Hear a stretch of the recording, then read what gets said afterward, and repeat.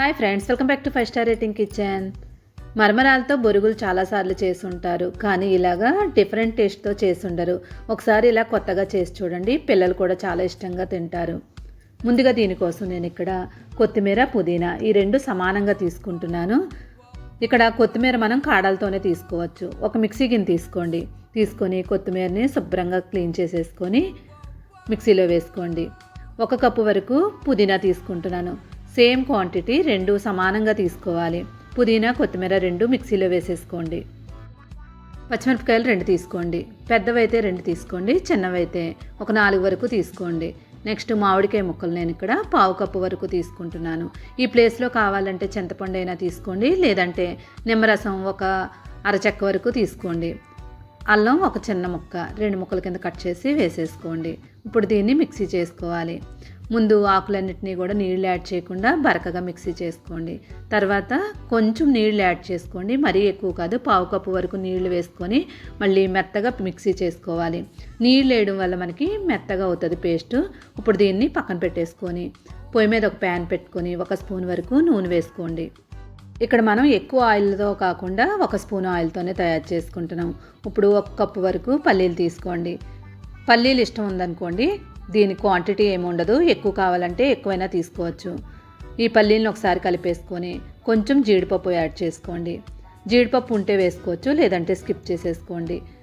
వీటి రెండింటినీ కూడా ఒకసారి బాగా కలిపేసుకొని ఒక 1/2 కప్పు వరకు పుట్నాలు వేసుకోండి. చట్నీకి వాడే శనగపప్పు, దీన్ని 1/2 కప్పు వరకు వేసుకొని 2-3 నిమిషాల పాటు బాగా వేయించేసుకోండి.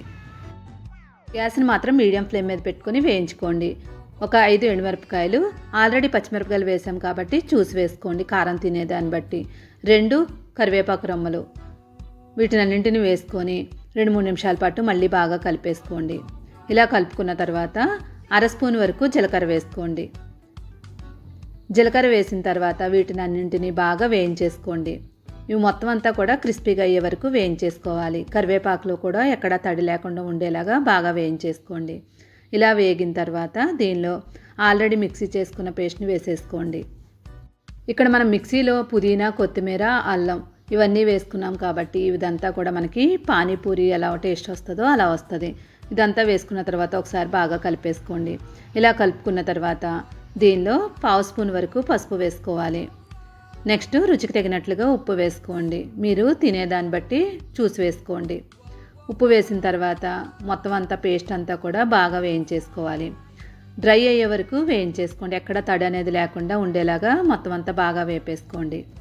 ఇక్కడ మరమరాలు తీసుకుంటున్నాను, కొంచెం ఎక్కువ క్వాంటిటీనే తీసుకోండి, కనీసం 100 గ్రాములు ఉండేలాగా తీసుకోండి. ఇక్కడ మనకి పేస్ట్ కూడా వేగిపోయింది చూడండి. మొత్తం అంతా బాగా వేగిపోయిన తర్వాత ఈ మరమరాలని వేసేసుకోవాలి. ఇప్పుడు ఇవన్నిటినీ కూడా బాగా కలిపేసుకోండి. ఎక్కడ తడి అనేది లేకుండా పొడి పొడిగా అయ్యే వరకు బాగా వేయించేసుకోవాలి. కనీసం హై ఫ్లేమ్ మీద పెట్టేసుకొని ఒక 5 నుండి 6 నిమిషాల పాటు బాగా వేయించేసుకోండి.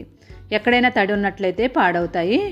ఇప్పుడు మొత్తం అంతా బాగా వేపేసుకున్న తర్వాత చూడండి పొడి పొడిగా అయిపోవాలి. ఇప్పుడు దీన్ని మనం డబ్బాలో వేసుకొని స్టోర్ చేసుకోవచ్చు. ఇక్కడ మనకి పానీపూరి టేస్ట్ వస్తుంది కాబట్టి పిల్లలు కూడా వద్దనుకుంటా తింటారు. ఒకసారి ఇలా తప్పకుండా ట్రై చేయండి. వీడియో నచ్చితే లైక్ చేసి ఛానల్ సపోర్ట్ చేయండి. Thank you.